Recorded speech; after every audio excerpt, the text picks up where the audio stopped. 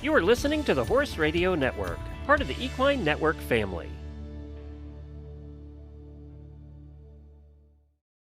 Howdy, everybody. Bob Tallman for No Spin Rodeo. Kendra Santos, Tommy Joe Lucia. No politics, no BS, just hard-hitting news and rodeo commentary from two of the most trusted sources in our sport. Listen up. Here we go. Hello, everybody. We're back. Tommy Joe Lucia, Kendra Santos, and all of our no spinners all across the universe. Hello, Kendra. Welcome back to No Spin Rodeo. How are you today? Good morning. I'm doing well. How are you? Well, you don't sound like you have the pep in your step that I do. I'm feeling great. My right arm's in a sling, so I can't hit you with a right hook today after shoulder surgery, but I'll get it back soon. Well, what you usually swing at isn't my face anyway. By the way, everybody, thanks for bearing with us. Thanks for waiting on us to come back. From a personal standpoint, unfortunately, I buried a niece, and Kendra got a shoulder redone, and so we've been a little bit upside down in both of our worlds. But the exciting news and the launch of this event is the No Spin Rodeo world has joined forces with the Equine Network. And we are super excited. They're producing the show today, and we'll be on Horse Radio Network. So all of you on Horse Radio Network, thanks for being a part of No Spin Rodeo. And, it's pretty cool because the Equine Network, for our no spinners, if you're a no spinner and you're just hearing this, the Equine Network is likened to ESPN plus Netflix plus AAA for horse owners. So, it's everything horses all the time. It includes events. It includes wellness. It includes memberships. And we are super excited to be on their team. All of you no spinners, it doesn't change your world. You still get no spin like you always have. We'll be doing a couple episodes a month, every month. So that's kind of the wrap on that we're back in, and we just want to welcome our new partners. And Kendra, today's going to be an exciting show, isn't it? I'm super excited about it. It's as usual, it's very, very personal to me. And so, yes, I'm happy. And also I feel like we kind of outgrew our mom and pop status. We kind of went beyond what we could do further, but I am proud of the fact that my friend Ty Murray used to always tell me, I love riding bucking horses and bulls so much that I would do it for nothing. And we just put our money where our mouth was on that, and kind of did this for the love of the game for a couple of years. And so I'm excited that we can grow and maybe reach more people and have more fun. So I'm grateful to today's guest because there's no one else I want to visit with right now more. So. Okay, well, then here we go. A little setup before we take a look at them. And we'll walk you guys through this on the podcast, but we've got a little video. He originally from Fallon, Nevada, now in Stephenville, Texas, known as one of the greatest healers of all time. Many, many, many, many buckles, many, many, many achievements. But more importantly, he's known as a leader in the industry. He's a mentor. He's known for mental discipline, consistency. He's influenced so many on his career. And recently, he's just had a lot going on and a really, really great moment. Those of you that watch this gentleman and his partner at the American know what we're talking about. If you're watching the screen right now, you see that run. What a really, really cool run that was. And more importantly than winning it, I think is the emotion that you see after the run. You got a fist pump, and then you got two guys that work hard, showing each other how much that meant. And this guy's been emotional his whole life. Let me interject something real quick. Jade, sorry. I'm That's who it is. Sorry, but he posted, he rode the great Turbo, and I got the biggest kick out of him. There was some footage from in the saddle coming into the building, and what slippery slope it was on old Turbo, and all I could think was if T Woman was there, he would have pulled him off out of the saddle. I can hardly wait to ask about that. But anyway, it was a little wild ride just getting in the building, so that was fun to ride along. Well, with no further ado, let's bring in our guest for our first time on the Equine Network, Mr. Jade Corkill. Welcome to the show. How's it going? It's going good. Now, I'm going to kind of turn this over to Kendra because you and Kendra got a lot to talk about. But everybody wants to know, where are you at today? What are you doing? We all like to kind of know. I'm in Utah, sitting in my house in Utah. But where are you at and what's going on in your world? Because you told us a little bit about it pre-show. Yeah, I'm in Gonzales, Texas right now. I got the Kelton's Junior High State Finals. And I was supposed to go to Nashville. I was up at Nashville yesterday, but when I got here Sunday, I couldn't make myself leave. So I had doctor's release out of Nashville, and I've been just hanging out here all week with him. So Jade. Well, okay, so yeah, that is so Jade. And I have to say this, like, we are about as unlikely of friends as I could draw on paper, but Jade, I feel like so many people, he's kind of like Champ Cooper, Clay Cooper, like so many people feel like, and Clay is a very special person to me also, but like so many people, these guys are a mystery to them, and they don't talk, they don't run their mouths, but they're really special.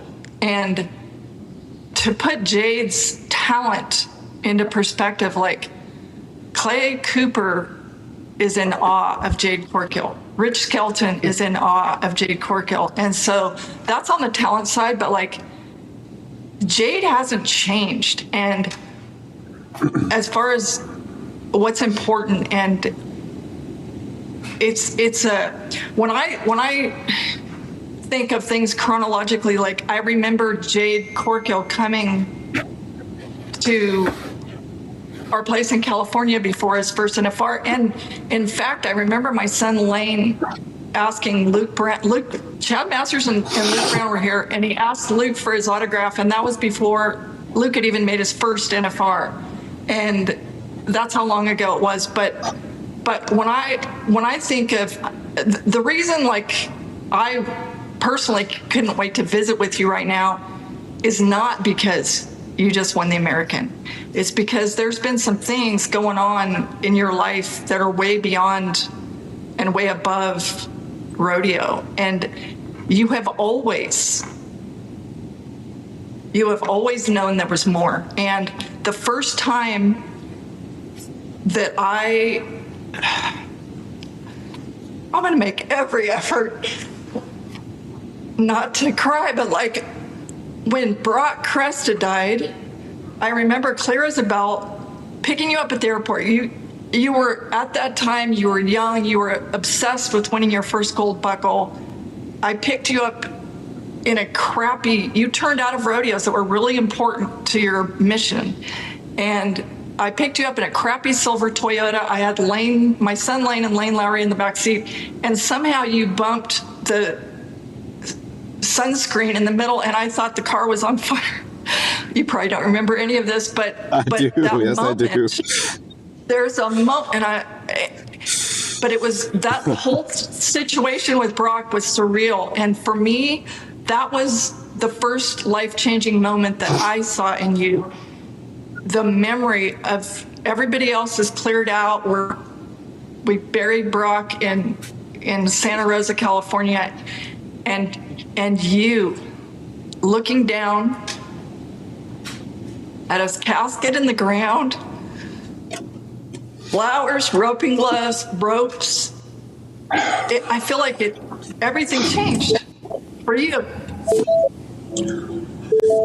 Yeah. You took a time out. No.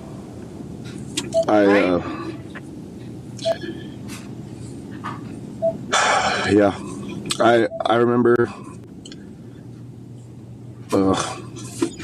I couldn't walk away for whatever reason. And I don't know. I should have known then, because I don't know, something came over me that day, really weird, and I wish I'd known then kind of what I've learned now, because so many times I've always thought you called me to talk about what I won, like you said, but I've also, because of your and my personal relationship, every time you've done that, we've always talked after that, and I told you a story just like these stories, like of why that happened, or I knew that was going to happen. Like the thing with Jackal when I won the NFR, talked to you about it way before. I said I don't know what's going on. I said, but I promise you, I just have this feeling if I buy this horse, I'm going to win the world. And then that happens. And then the deal with Brock, I turned out of Dodge City, whatever the deal was. You could only turn out of so many tour rodeos before they took tour points away, or didn't let you go to the tour finale.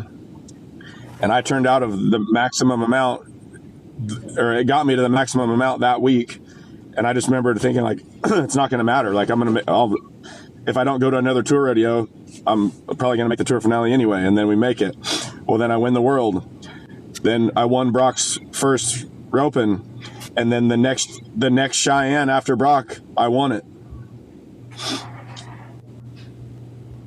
I went all three in a row. 3 things in a row with Brock. Brock's last go-around win at the NFR, split it with me. We split the 10th round in 2012. Or 2011. Brock's last NFR, me, Chad, Brock, and Spencer split the 10th round together. That's why I told those guys at the funeral, I told Brent, I said, you leave that buckle on him, because I've got the other one and you can have it. Put his buckle on him, you can have mine.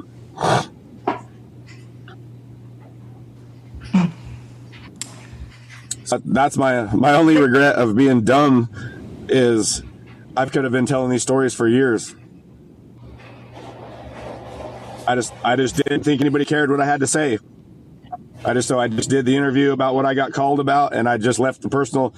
Didn't want to talk about myself.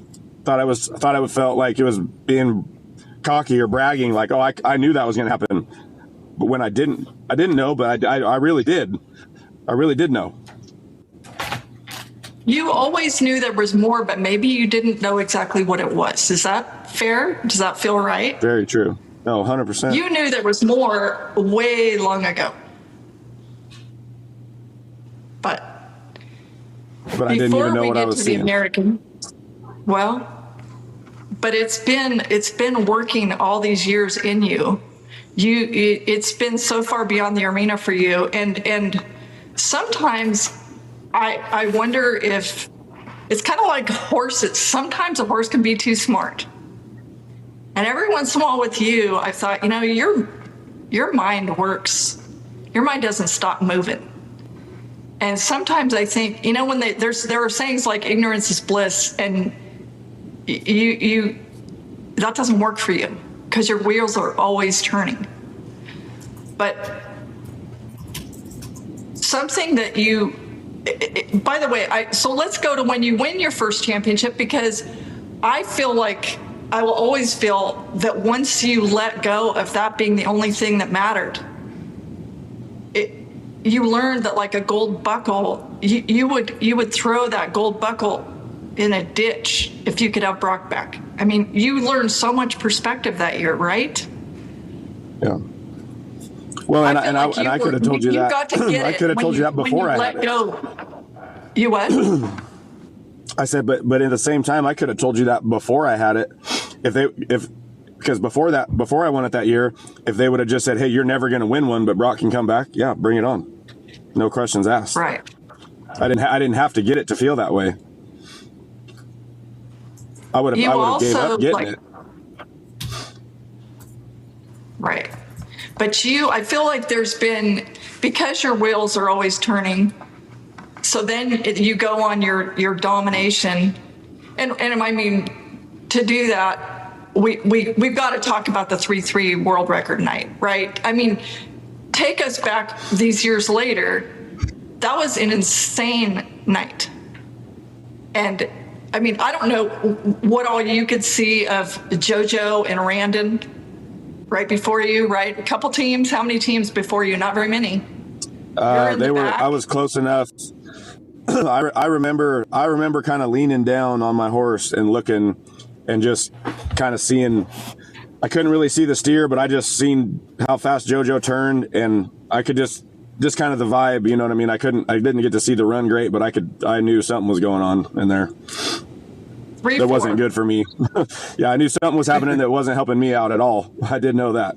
But set the stage. You guys, did you have to? Well, we had to win the round. Yeah.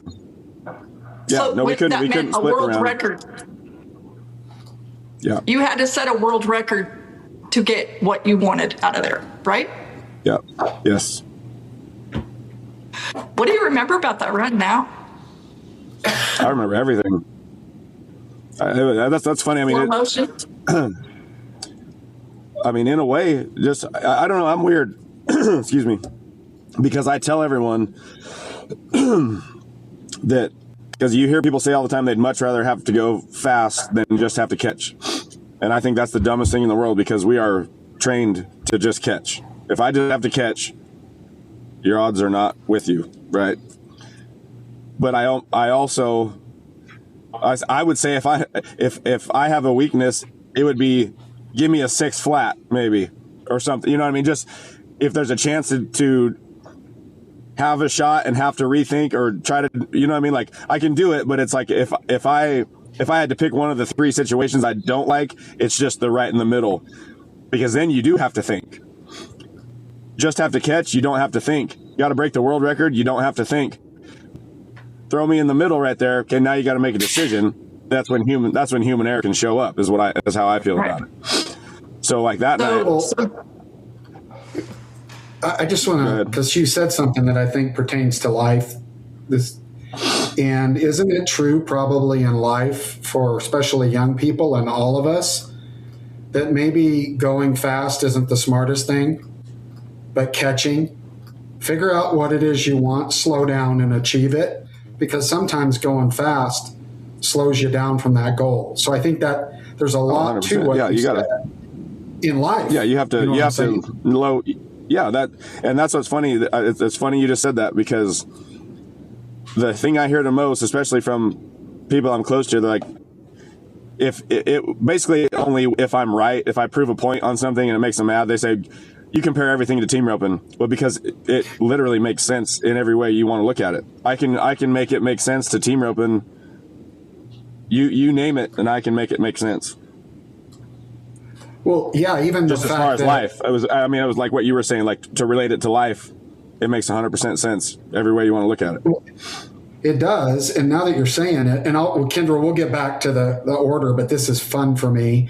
But it is, because in life, you've got to deliver personally. You've got to prepare your gear and your horse personally, everything personally. But at the same time in life, you can't do it alone. Right. You know, you have to have a teammate, and some stuff's got to go your way for it all to work out. And typically that's from above. But there are so many there are so many likenesses. You're absolutely right. Sorry, I just random, but absolutely, you gotta perform yourself, but you gotta have a teammate. You gotta trust a teammate. You gotta trust someone in your life that's got to deliver too. A lot of things got to go right. No, you're spot on. Sorry, Kendra. Some of the stuff I may jump in because I just think it's very appropriate. It's okay, Jade. You said you could make anything make sense. Make this make sense. You're dominating. You win 3 gold buckles, and you basically walk. Make that make sense. Because of the ERA year? Yeah. Why did you? I mean, to me, the ERA. Because I was. So here's what I went with. Yeah, that was extremely hard, because I had some horses that were getting older that were coming down to the end maybe of their deal. Actually, that's the year Switchblade did go down that year, and then Caveman made it a few more years. But what I went with was trying to be the guy. Like that's why I've always been quiet. I've heard my whole life, if you're the smartest guy in the room, that whole saying, right? So I know that I'm not. Well, yeah, the last thing I wanted to do was quit making the NFR, but I just knew, all right, Trevor's doing this, Bobby Mote's doing this, Casey Fields doing this, and so on and so forth. I was like, obviously there's more to this than I know, but they do, so I'm going with them. And it was just as simple as that for me. The guys obviously who know have the something most that to I lose. don't. Yes. I said, so they obviously know what I don't, so I'll just figure that out later. I'm getting in the truck with them. And it was literally that. It was that simple for me. It was that easy for me to do it like that.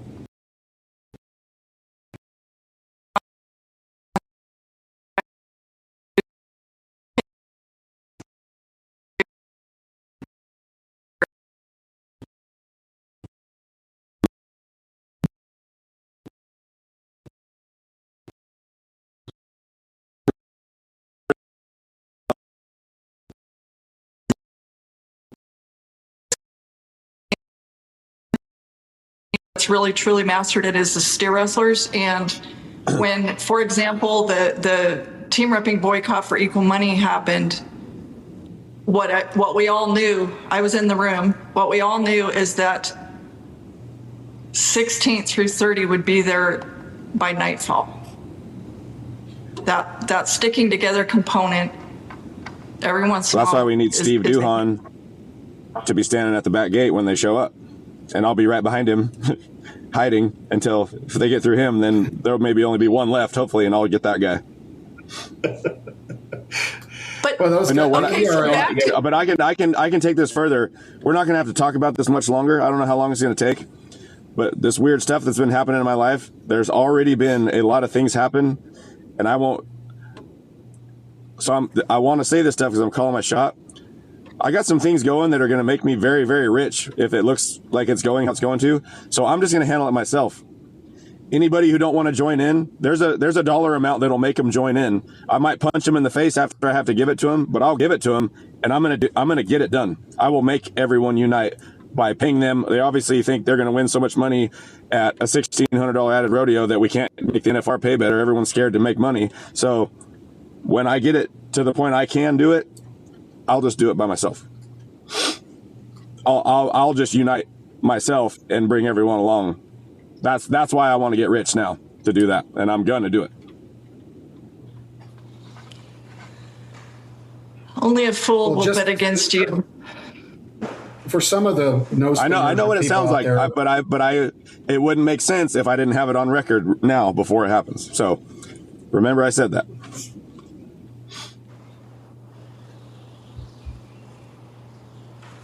The only way it won't happen is if I don't get the dollar amount. That's the only way it won't happen. If I can't make the money, if I can't get the money, if I get enough money, don't bet against it. Well, we're going to mark that, and I'll tell you what, given the past history of your gut and God and everything else that's going on. Now, but I do want to go back, for those of you that may not know when we say ERA, what happened was the greatest rodeo competitors in the world gathered together and basically went on tour, wanted to go on tour. Now, there were several things, that came up, and a lot of different opinions on why it didn't work. But one of the things that I think was a mistake was telling the greatest guys ever that they can't compete in the PRCA or anything else when there wasn't really enough money to feed. There wasn't enough food to feed the greatest guys in the world. And it was great competition. And the big dogs, the associations, they're threatened by that. They put a mash on it. There were implications that affected every one of the guys that went and did these events. It was life-changing in their careers one way or another. Some of them came out of it, some of them didn't. But just, you can look it up, you can Google it. The Elite Rodeo Athletes, great group of guys. I spent time in the rooms with them. You know, I do think that all of those guys realized that these events, the events as a whole, the whole business is big and hard. And so, but let's not get into that because it's not about that. But I just wanted to set the background for the statement that Jade just said, that get ready, folks, get behind me. I'll show you how it's done. And we've marked that, and we'll see. But let's go back on into life here a little bit, because I'm really interested when you get to 24 and you pick being a dad. Because I'm telling you right now, when that baby comes out, you think you know what it's like to be a father till you see that life breathing in front of you. And then I don't give a crap who you are, the world changes. So Kendra, I'm going to hand it back off to you and just listen to you and Jay. Well, I would say before we leave the ERA, I never went to an ERA rodeo. I was working for the PRC at the time, but that absolutely broke my heart that it came to what it came to. So I will always, the cowboys, the cowgirls, the contestants, that's always going to be where my heart's at. So that was really, really tough. It was 10 years ago, so it was 2016. But anyway, to move on though, I think the part about you win the 3 gold buckles and your perspective, your obsession, you shifted. It was no longer, oh my,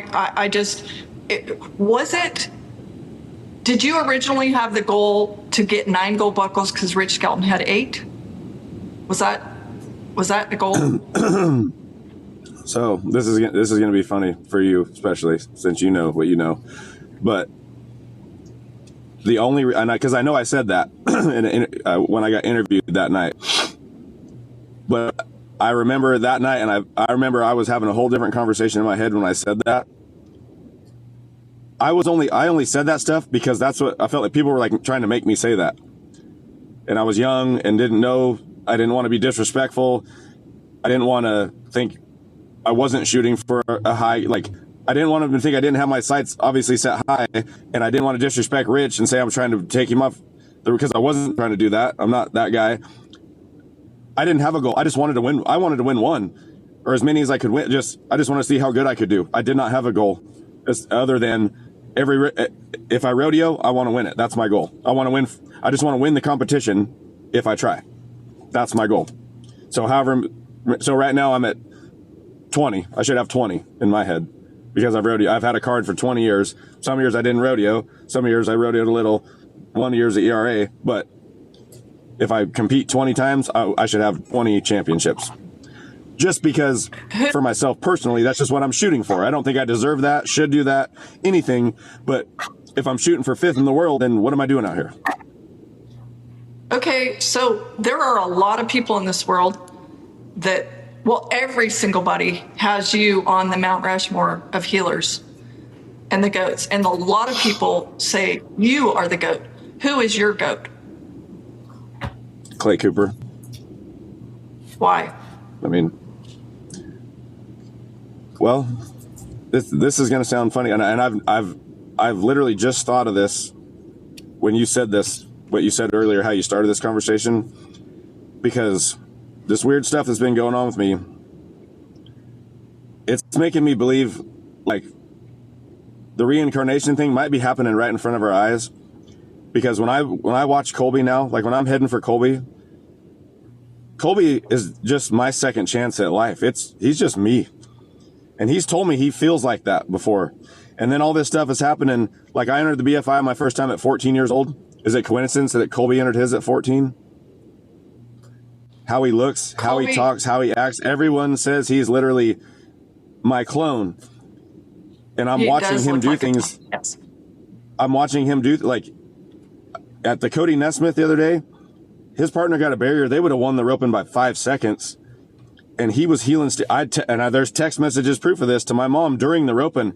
I said, he is healing just like I would heal these steers. I said, he looks like the best healer out there right now in this roping. He's 15. I was not like that. I told him after the open, I said, dude, you heal as good as I heal. And he's like, when you were 15? I said, no, 38. Right now. You did it. I said, you did it. I said, that's good and bad for you. It's good because you're ready and you need to believe that. But it's bad because I don't want to hear no more excuses about shit. We're done talking. Do you think Colby's learned more from watching you or for things you've told him? Or for you putting him on the right horses? All of it? He's got all three.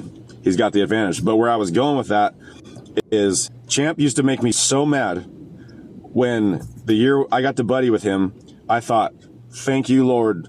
I'm going to get to know everything about healing. And he didn't tell me shit. All he just did his normal ass bullshit deal where he would just, for 3 days, he won't answer my question. And then he'll circle back around and he'll say like a 3-word sentence that blows my mind. It's exactly what it is. And I'm like, you asshole. And half the time I would ask him something and he'd say, I'm just watching myself through you. I'm just watching me through you. And then I thought that about Colby and I'm like, maybe I'm him. Down to me, down to Colby. Just, you know what I'm saying? There's a reason. Why is my youngest son named Clay Cooper Corkill? There was no way. Zoe asked me, what do you want to name him? I said, Clay Cooper Corkill is what I want to name him. No questions. Because that's my guy. Clay he's a man of few words, but when he comes with them, he comes with it, doesn't he? I listen. How many videos have you sent Clay Cooper in your life? Not very many. Really? And for no other reason than send him videos. Yeah. Well, I know, but so here's why I did, and you think I got a response ever? I gave up finally. It didn't take me very long to realize he wasn't going to say anything, so I just quit. That's the honest answer, huh? He iced you out? No, just answered. Made me believe in myself. He would say stuff like, he said, you know what you're doing. He'd ask me, he said, shoot, I was about to send you a video and ask you for your advice. And it used to piss me off at the time, but now I know what he was doing. He made me figure it out because he knew I knew what I was doing. I have a he didn't want me looking into it when I didn't need to be looking into it. So instead of being a dick and just saying I'm not helping you, he helped me in a way that made it sound like he wasn't helping me at the time, but left it in a way that I couldn't really be mad at him because he did answer me, but he didn't really answer me. You know what I mean? Yeah, all of the greatest ever. And now that I'm this old, I've had a lot of years of listening to the real all-time greats, and they share some common traits. And one is they never stop trying to get better, even when they have 7 gold buckles like Champ does. He's still trying to get better every day. And another thing that the greatest ever have in common is they are may the best man win people. They are happy for you if you beat them. They don't withhold anything. They don't hold anything back when they're sharing wisdoms with you or trying to help you. It's just, that's part of what makes them great for me, is that they're not looking for anything to hold others back to make themselves, to elevate themselves. Right. And I think that's very to take that farther. Now that you say something like that, that's more so what Champ did. I would ask him a healing question, and he would send back a life situation scenario that I needed to be doing better without him telling me I needed to be doing it better to make me happier to fix my roping. So he just sent out these little smoke signals all the time, and I could do whatever I wanted with them. But I was looking for him. You know what I mean? Like almost like a God thing. Like it's there, the information. He's starting these fires everywhere for me. I just got to go put them out. And he never forced me. He never. Well, I mean, it was now, just like they always say, eventually, now I know exactly what he was doing, and it's all made sense. So now that's what I'm doing to my own kids. I've been so mad at Clay Cooper before in my life, and now I'm doing the same thing to my kids because I appreciate what he did more than I can ever tell him. It all makes sense now. Before we're working our way to the American, but before we get there, I do have one technical question that I think would be wonderful for you to address, and that is that there has been changes in the crossfire rule. There's a new world record. Is it 2.9 now? A new world record. My understanding is the crossfire rule was changed to make it easier on flaggers. A, is that your understanding? And B, it hasn't made it easier for flaggers. Well, I know exactly what's going on because I got volunteered to be on the conference calls for this with Caleb, and now that I've been on the inside of it, what happened? No, we did not change the crossfire rule. The crossfire rule is what it was, but the way that it was explained to the judges was wrong. So they've been interpreting the rule that was written in the wrong way. So we've gone back in, shown videos, talked about stuff to reinterpret the written rule to these judges. So that's what the change was, the interpretation of the written rule. Okay, for the non-team ropers, the guy sitting here in the third box, how should the crossfire rule have been interpreted? Like what should a flagger be looking at? This was what I said that the judges have fed back to me that made the most sense to them. Okay, if you're pulling a truck and trailer and you go to a four-way stop, okay, you start to turn. Yes, you're turning and your truck, you're moving forward, but you're not completely straight until your trailer is straight behind your truck, right? And then when that first motion goes, now you're in tow. So while your trailer is turning around behind your truck, your trailer's moving forward, but your tires aren't lined up straight behind your truck until they are. And then soon as your truck and trailer's in a straight line and it moves, it's legal. And that's what they've all told me they like the best. It feels very tricky because you all at your level see a run unfold in slow motion, and I just feel like it's an impossible ask for someone who hasn't done it at your level to see things in slow motion. It seems very, very tricky, but okay.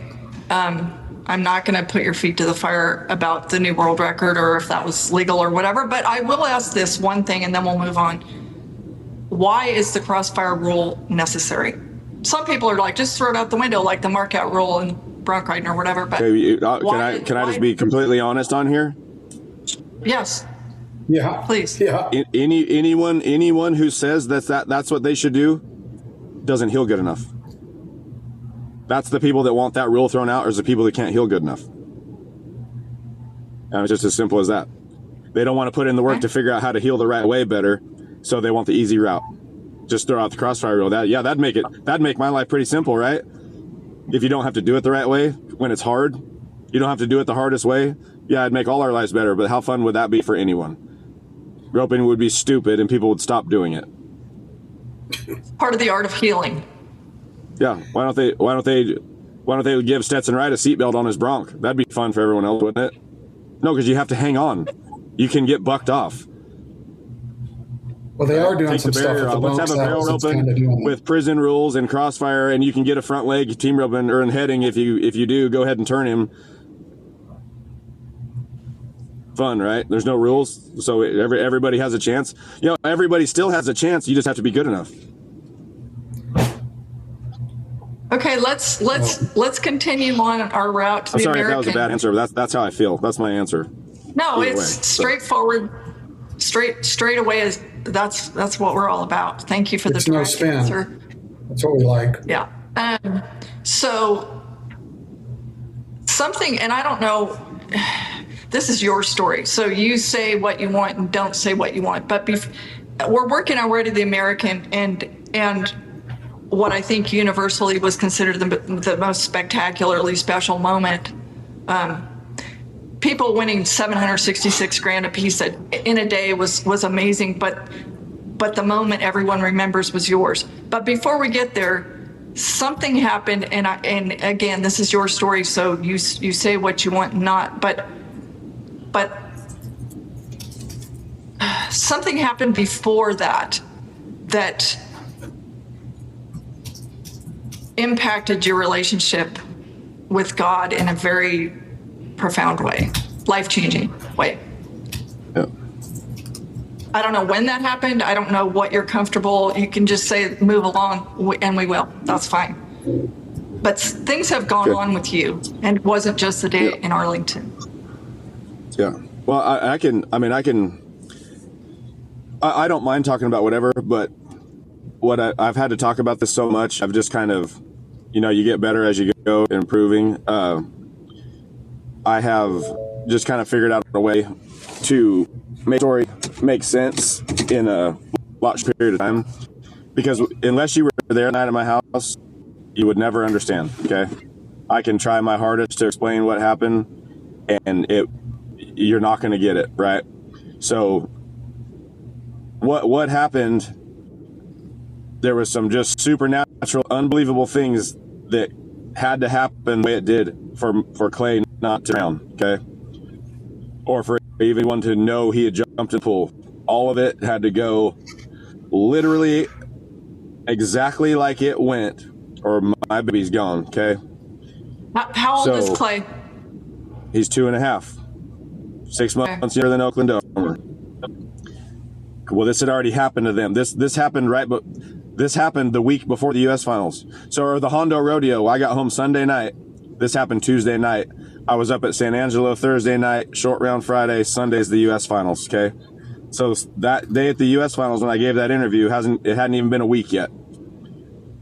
Well, I've always been friends with the Domers, like good friends. I know Kelsey longer than her husband, but we're all very tight now, especially. But me and Kelsey we've always had some weird kind of just connection. Even before we knew each other kind of a deal, right? And and I remember thinking when that happened, I was like, because I've got to a point in my life where I'm like, I will never go back to some old ways of mine, no matter what. Well, then that happens to them. And I've thought to myself, wow, that could do it. There's one thing that could do it, because I'm watching Clay run around and theirs can't anymore. And so then that happens. The only thing that could have happened goes the right way. Their first thought in my head was them. But luckily, this other thing happened that night, and he wasn't on the other side of it. But long story short, it's just made me kind of latch on to them a little bit. Feeling selfish, feeling that I didn't deserve it, but they did, and I got the good one, and they got the bad direction, right? So you know the story about my grandma Marcia with cancer, and they gave her 2 years to live. Well, she started taking the Indian mud, getting better, going to the doctor, and they can't figure out why, and she told them that she had been taking this Indian mud. Well, they said, well, then we're done helping you. Breast cancer. No, nasal. For those who don't know. Nasal cancer. Nasal. Nasal cancer. Or sinus cancer. Yeah, she had sinus cancer. Okay. But they said, we're done helping you then unless you quit taking the Indian mud. So she didn't go back to the doctor. She just kept taking the Indian mud, and she lived 28 more years. So that's why I will wear my funeral outfit on pink night. Not happening, right? Well, then all this other stuff happens. What happens at San Antonio the next night? All these girls are wearing pink for Oakland. And I'm like, oh, shit. Like, now I'm in a pickle, right? Because I want to do this, but I've got a lot of equity built up over here behind my reasoning for not wearing pink. So I didn't even text Kelsey anything. I didn't know. I knew that their phone would be getting blasted. I didn't even know what to say. But I just knew that she knew I cared. And I've had all these conversations with them now. So when we got since this all's happened and how everything's gone, I finally just was like, you know what? I'm going to wear this shirt for Oakland, but I'm not going to post it and let everyone know, oh, I'm doing this good deed. I just need to talk to 3 people. My mother, Kelsey, and Ryan Domer is the only people who's even going to know what I'm doing. Other than that, I don't care if anyone says, oh, look, he had a pink shirt. Nobody even else has to know, okay? This is not oh, look at Jade doing a good deed. No, this is what I wanted to do. That's the only 3 people that I need to talk to. So Friday night before the American, my mom flew in because she was coming to help, wanted to come to Kelton's rodeo this week, and we had some stuff. We're moving out of Victoria, so we got to get some stuff loaded and all that stuff. So she's coming to help. Well, I was going to the roping Friday in Hamilton, so she was just going to fly in Friday night, and I was going to, because we didn't have to be there till 9:30 or something Saturday, and she was going to just catch an Uber over to the rodeo. Well, past the point of my mom being asleep Friday night, I can't sleep at all just thinking about this stuff, and I'm like, you know what? I'm not going to I need the time to do this stuff. I was like, I'm going to get up early. I'm going to be there. I'm going to be the first guy there. That way, whenever Kelsey Domer does get there, because I didn't tell Kelsey any of this yet either. I said, whenever Kelsey Domer does get there, I can already have this explained to my mom why I'm going to do this. I'll go right to her as soon as she pulls in, have time to talk about whatever she wants and tell her this. And then we'll both have plenty of time to calm back down, go to the meeting, relax, get ready to do what we need to do that day, because it pays a lot. Like, I'm trying to just set it up to where there's nobody getting rushed just because I want to tell a story, okay? So I text my mom about 7:30. I said, hey, do you still want to get an Uber, or would you rather I just pick you up? Because I had Kelton with me and she hadn't seen Kelton. And she's like, no, that's fine. You can pick me up. I said, well, good. I'm 15 minutes away. And she was like, what? What do you mean? I said, you can get ready in the trailer. Just come downstairs. I'll be there in 10 minutes now. She's like, okay. Everything okay? I'm like, yeah, it's good. Just come on. So I pick her up. We get over there. Well, when you pull in where we had to park, they had a golf cart guy that led you along through the parking lot, and they parked you. You didn't get to pick where you parked. So now it's about 7:50, and my mom's getting her clothes. She's in her pajamas. Kelton's out in the parking lot in his underwear. I unload my horse, feed him, water him. I had a rope laying in the back of my trailer because I only took one horse over there, so I just laid it in front of him. So I get it out, and I'm just swinging it outside the door. Well, my mom opens the door. She's like, hey, okay, now it's time to tell me, what are we doing here at 8 o'clock? Okay, you ready for this? So I tell her, this is what I'm doing, right?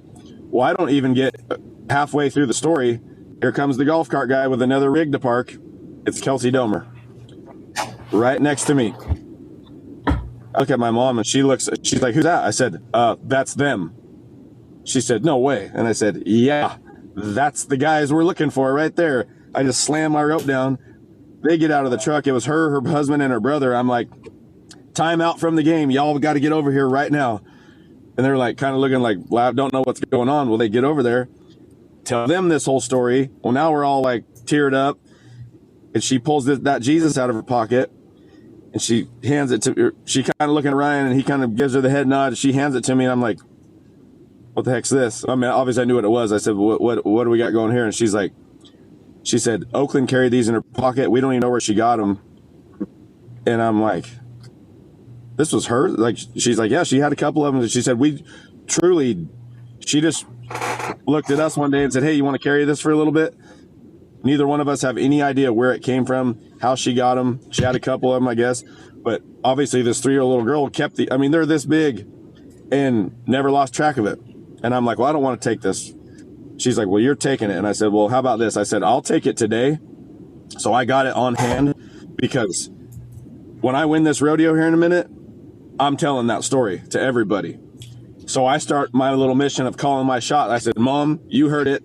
Kelton, Ryan, Kelsey, I'm not asking. I am telling you, I'm winning this rodeo today. So now I'm looking for Clint, because I need to tell Clint, hey, whatever, because obviously the day of the American, there might not nerves, but everybody wants to do good. I said, hey, wash that shit out, buddy. Our day's handled. Just let the good times roll, because this one's taken care of. I'm telling you. Brittany, I'm telling you. Bryce, which is the kid that helps me and Clint a bunch, a good friend of ours. I'm telling you, today is done, over, promise you. I feel bad. So this is what's funny, when it boiled down to the final four, I'm sitting back there knowing these guys are screwed, and also hoping that Corey the Kid won that rodeo and won his part of the million, because Corey the Kid put in just as much time as I have out here, tried his ass off. I wanted that for Corey Kidd more than anybody else in the final four. I wanted Corey Kidd to win the rodeo, but I knew he was screwed. I don't even remember. So I don't know if you guys watched when I ran my first one, I rode out, Kelsey and Ryan were right there in the warm-up arena. I rode right over to them, and I stood there the rest of the rodeo and you can ask Ryan Domer about this. I kind of interrupted the conversation one time when they were interviewing the barrel racer. And I was like, Bryce was sitting over there. I said, hey, Bryce, I said, did we win the round or no? And he said, yeah. And I said, did Clint give an interview? He said, I don't think so. I'm like, they never even asked us for an interview. Never looked for us. I was standing right outside the back gate. Usually when that happens, they're all over you trying to take your horse and make you go in the arena. Nobody said a word to me. Well, finally, I guess Clint was already out of the trailer. He comes walking back in because they're about to do the concert.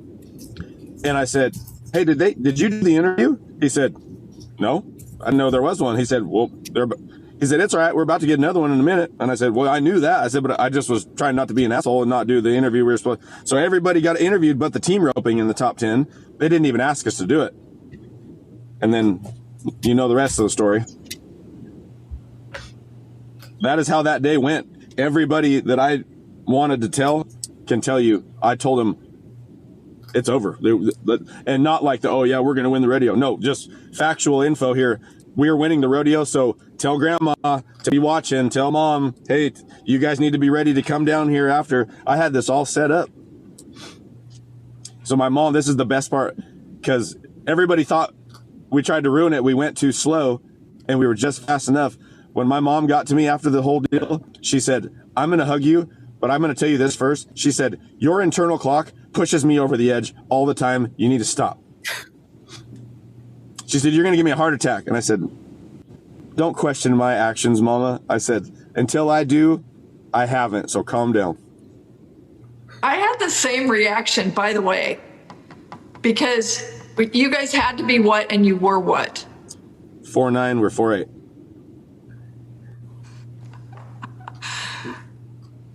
But if you go back, there's an interview of me after San Angelo, because I did the same thing in San Angelo, took another swing, and what did I say in that interview? I said, Turbo lets me go too far because he pulls them back in time and takes me back to where everyone else should have heeled the steer. To be that fast, I can go a jump further. He takes us a jump back. It averages out to equal.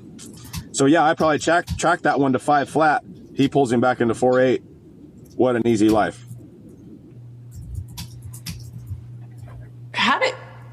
If you were to go back, whatever, 10 years or 10 months or whatever it is, did you always believe in God? Yes, but I didn't know how. I'm trying to put words onto how it has changed. Yes? What'd you say? I said yes, but I didn't know how. I've had these feelings all the time. I thought it was just me manifesting things, and I was just like, I had just this power of like wow, like I knew that was going to happen. It happens every day to me.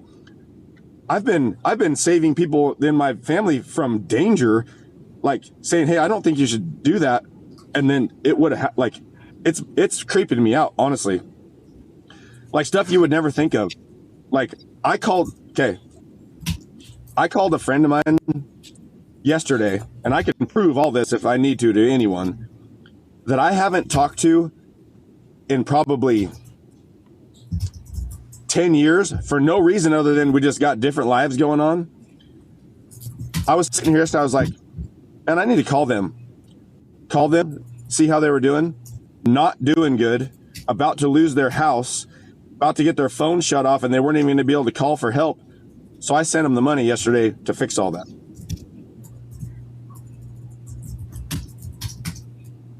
So now their lights aren't getting shut off. told them to go eat a steak last night and then call me after and tell me how good it was because their phone bill's still on, or the phone's still working. And he said, man, I'll pay you. I'm going to pay you back. I said, no, you're not going to pay me back. If you try to pay me, I said, it was 4,100. I tipped him 100. They needed, because I'm the big guy. Like, I only need what I need. I said, what do you need? He's been, man, I need 4,000. So I sent him 4,100 to tip the waiter. And I said, you try to send me back 4,100, I'll send you 10 grand.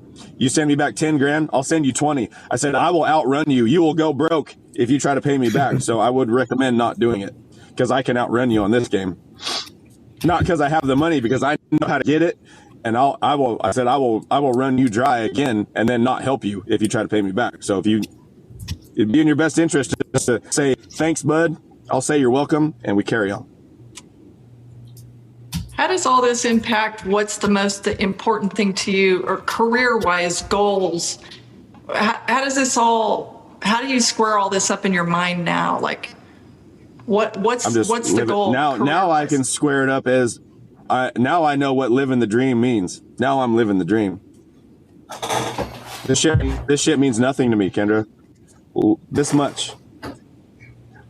I was blowing these kids' mind. So, I've told you about my shoulder, right, from San Antonio. My rope hung on the box on my third one at San Antonio. My third round at San Antonio was Saturday at noon. Saturday night was the short round of the Lone Star Shootout. I got 3 guys back. My rope hangs on where they pin the panels together, leaving the box. My labrum is completely torn. My shoulder comes out of the socket now sometimes. Placed all 3 times at the Lone Star Shootout. That was in February. So I've been roping like this ever since. I've done nothing. I just got on the peptide shots the other day, but no injections, nothing yet. Well, so all these kids the other night were at the goat roping over here, and they're like, hey, when's your next rodeo? I said, well, I was supposed to be in Nashville in the morning, but I said I had doctor's release because I had a bigger rodeo I got up at that I had to go to. They're like, oh, really? Where? I said, right here, this goat roping. They're like, no way. I said, you calling me a liar? They said, yeah. I said, well, I'm up at Nashville, Tennessee, 8 o'clock tomorrow morning. It's midnight here. You think I'm going to make, I said, I'm standing here in person talking to you. They said, you think I'm going to make it over there? They're like, well, no. Well, then better not call me a liar, because here I am. I told the producer at the goat roping, who I know personally, hey, I'm not going to be able to tell anyone no. I said, but my arm's already telling me no. I said, so I'll go 10 times with 10 different kids, and 2 of those kids aren't going to be my kids. I can rope goats with them anytime. So I'm not entering with my kids, but I'll enter 1 time with 10 other ones. Whoever gets here first, cut me off. Well, after about 30, I said, hey, this brace I got on is not for decoration. I wasn't joking. Please cut me off. Well, then because I know what I know, I was like, well, okay, she obviously needs money. So I said, hey, however much money you were hoping you made tonight, I'll give you that amount of money, but quit entering me. I don't want to rope anymore, because this is the first round, mind you. It's a 3-head roping. So she doesn't want to take the money. She wants it the right way. So finally I said, you know what? Now I know what's going on. There's obviously some stuff that needs to happen here. So I get me about a half a can of dip, turn my hat around backwards. My shoulder ended up coming out twice during the goat rope and popped her back in. I don't know how many times I went, but I know I won everything, and I lost $150. If that tells you anything. And then kids that were the kids that were wanting to find out, they're like, man, what do you do? Like, what are you doing this for? I thought your arm's hurt. I said, my arm is hurt. But you know what? All your parents are asking me, what does it take to get where I'm at in rodeo? And I can't explain it to them, but I can show y'all. I said, yeah, look at me. This is not in my best interest to be out here, but I am I can show you guys, this is what it takes. You got to be willing to die for what you want. I'm willing to die in this goat arena tonight to show you guys this is what it takes. If you want to get to the top of where you want to go, you have to be willing to be hurt and not care. Be old and fat and trying to have to run and hang with you guys running these, not care. I feel like I'm going to pass out, and I'm willing to pass out if you guys will get me out of the arena and keep goat rope until I wake up, and then I'll come back and rope some more. So as I pass away, basically I said, long story short, None of y'all assholes are leaving this goat roping until I'm leaving. I'm the first guy that's leaving this goat roping. Not you guys are fine. I'm leaving, and then y'all can leave. Until then, y'all better just keep roping. So I got to do that. Change people's lives at the goat. So that's, that's much more fun to me than going and getting 2 no times at Nashville and having to try to get back over here and watch one of Kelton's runs. No, when I got here, I knew I wasn't leaving. Life is pretty damn good, isn't it? Yep.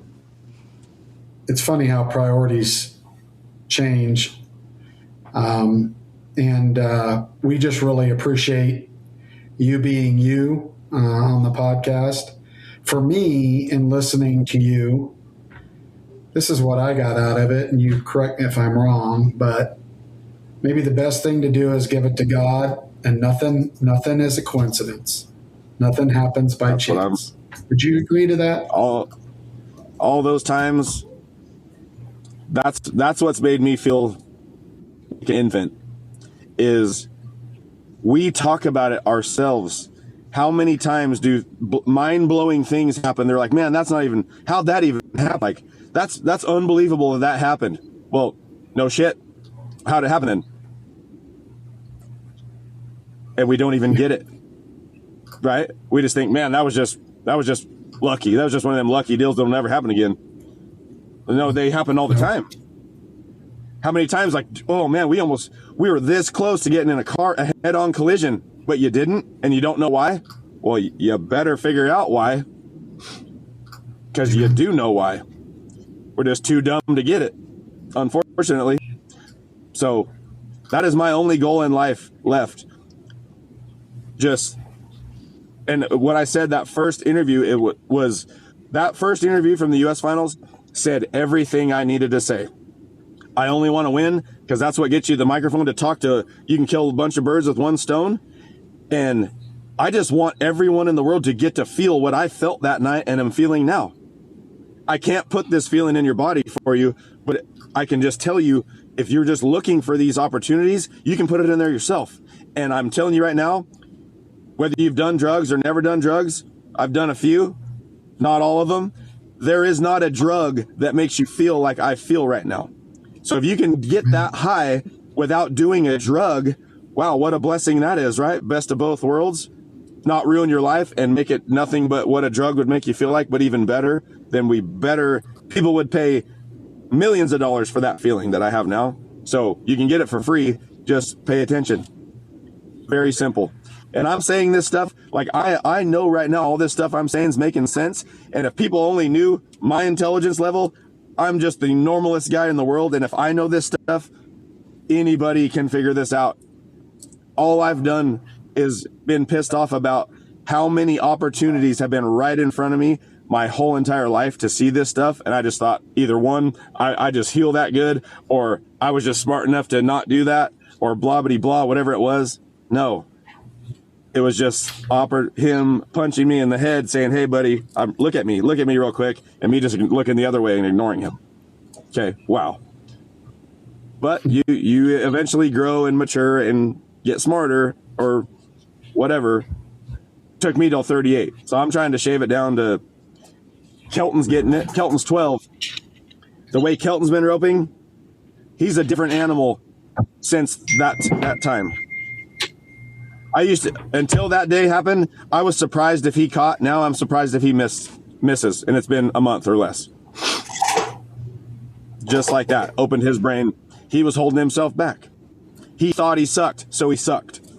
That's all it was. I couldn't figure out why I couldn't get it for him or help him get it. Well, it's just because he thought he sucked. So guess what that turned into? He sucked. He don't suck now because he don't think he does. That's all it takes. Believing in yourself, believing in God, which will in turn make you believe in yourself. You're free of the world. I literally only want people's lives to be better. And if I can do anything about it, I absolutely will. Just so I've said this before, and I feel weird about saying it because people think, oh, you think you're God? No, I know I will never be God, but people say, you pick someone you want to try to mimic yourself after. So it was Clay Cooper. Well, I'm picking God now. I can act like God. And what I mean by that is what I say in that first interview. If you're willing, he's available. So yeah, you can be a piece of shit to me all you want. But if you're willing, I'll just be available to you. We screw God left and right every day. And the second we are open to looking to him, what does he do for us? Look around what's happening to me, because I'm just there. I'm just open to looking for him. And I've screwed him more than anyone, I promise you. So I'm going to treat everyone else like that in my earthly body. I'm just going to act like God would act, is what I've meant by that. I know some people have taken it the wrong way, but maybe I haven't explained it like that until now. I'm just going to act how God would act towards me or everyone else. I can just take the reins and act like that too. Yeah, you might come pop my tire with a knife, but you come to me and say, hey man, I just slashed your tire. I don't know. I'm really sorry about that. I'm like, all right, well, do you mind helping me change it? Because I need a jack. If you got a jack, can I borrow yours and I'll change it? But I might need a little help. It's fine. I don't care. Unless you know what I'm saying? Just come to me. So that's how I'm going to treat it. If you're willing, I'm also available. I picked God too. Yes, sir. So you were looking up to Clay, and Clay picked God also. Yep. I don't know that there's I know why we're silent right now. Nothing else to say, right? There's nothing else to say. No. It's pretty much a mic drop, and we all have our course and our path, and most of the things that go wrong, and you've said it, is because we're trying to float our boat and we're actually in his river. So yeah, you could just kick back with your cocktail and let this baby go downstream, but no, we're trying to row it downstream. Yeah, and we're rowing out of the current. Have you ever noticed that? We turn around and try to go backwards. Yeah. Hey, God, why is everything so bad? Well, you spent the last 45 minutes rowing the wrong direction. The wrong way. And as soon as you get back where he wants you, as soon as you get back where he wants you, it's amazing how smooth it is. It's amazing how smooth it is. Well, Mr. Corkill, thank you for joining us. Ms. Santos, thank you all. Thanks to our new partners at Equine Network. Nothing needs to be said. You should listen to this podcast and watch it, learn and listen, because there's a lot here. There's a lot in all of our lives. Very proud of you, Jade, and more proud of what you're saying right now. That is a blessing to me. And it ain't over. And just like he said, folks, that drug's out there. It's everywhere. It's free too. It's very cheap. It's free. It's the cheapest one. It is, sir. Hey, y'all. All right, everybody. You guys both have done a lot for me in my life. And I've been telling everybody this now, grown men and everybody, I love you both, honestly. I love you too. And I will, you never forget, you are the most loyal friend, and you never forget. And I think about that night you won your first gold buckle, and I'm finishing up in the NFR press room, and by golly, you're texting me, what do you want? We're at South Point, come join, your family. And you had hot pancakes waiting for me. And so that we could have a good long visit, for the interview, so that it wasn't a 5-minute, or sound bites or whatever. Didn't want it to be rushed. And I'm very grateful for our friendship. Thank you very much. And thank you for having an open heart with all of this.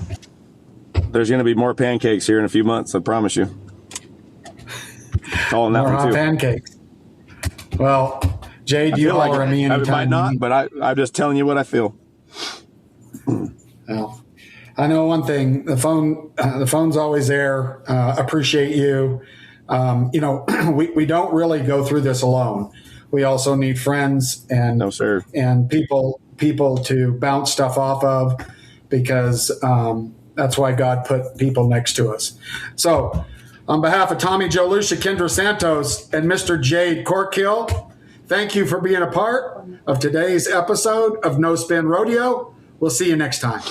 Howdy, everybody. Bob Tallman for No Spin Rodeo. Kendra Santos, Tommy Joe Lucia. No politics, no BS, just hard-hitting news news and rodeo commentary from two of the most trusted sources in our sport.